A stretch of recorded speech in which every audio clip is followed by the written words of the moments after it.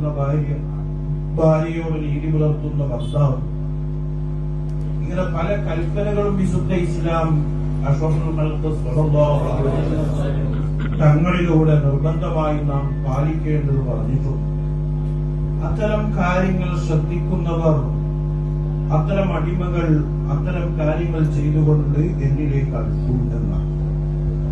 ഈ ഫർദ് കൊണ്ട് അടുക്കുക എന്നൊരു ആമായ പൊതുവായ ഒരു മഹബത്ത് അല്ലാഹുവിൽ നിന്ന് ഉണ്ടാകാൻ കാരണമാണ്. ആരൊക്കെ ആ വിഷയങ്ങൾ ശ്രദ്ധിക്കുന്നുണ്ടോ അവരോടൊക്കെ അല്ലാഹുവിന് മഹബത്തുണ്ടാകും. എന്നാൽ ഖാസായ ഒരു മഹബത്ത് അല്ലാഹുവിനുണ്ടാകുന്നത് അത് തുടർന്ന് പറയുന്ന ഭാഗത്തിലൂടെ അല്ലാഹുവോടൊന്ന് പറയുന്നതായി കാണാം. വമാ യസാലു അബ്ദി യതഖറബു ഇലയ്യ ബിന്നവാഫിലി ഹത്താ ഉഹിബ്ബ. ഇങ്ങനെ നിർവഹിച്ച് നിർത്തിപ്പോകാതെ ചില സുന്നത്തായ കാര്യങ്ങൾ അതിനൊക്കെ പ്രാധാന്യം കൽപ്പിച്ചു അതുകൊണ്ട് ഇങ്ങനെ നടക്കുന്നവർക്കുണ്ടാകും. പലരും പല മഹത്വങ്ങളും ചിലതിൽ മാത്രം കൂടുതൽ ശ്രദ്ധിക്കും.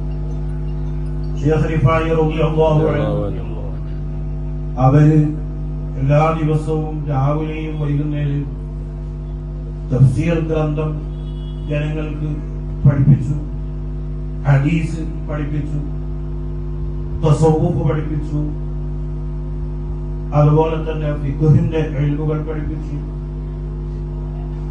അഖീദ വിശ്വാസപരമായ കാര്യങ്ങൾ പഠിപ്പിച്ചു.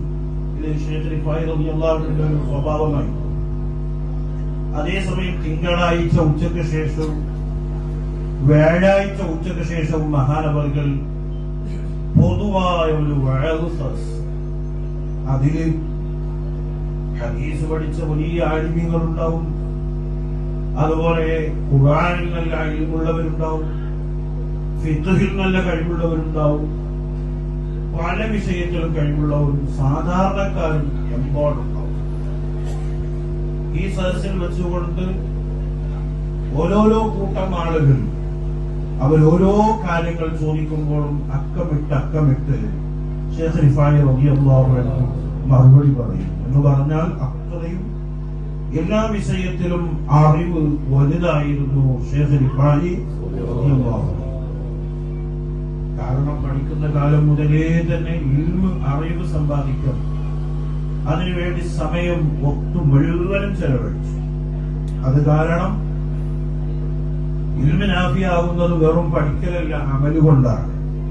പഠിച്ച് അമൽ ചെയ്യുകയും അതനുസരിച്ച് ജീവിക്കുകയും ചെയ്യുമ്പോൾ അല്ലാഹുവിൽ നിന്ന് പ്രത്യേകമായ ലദുന്നിയായ ഇൽമ് ശൈഖ് റിഫായി റളിയല്ലാഹു അൻഹു ലഭിക്കാൻ തുടങ്ങുകയും ലഭിക്കുകയും ചെയ്തു.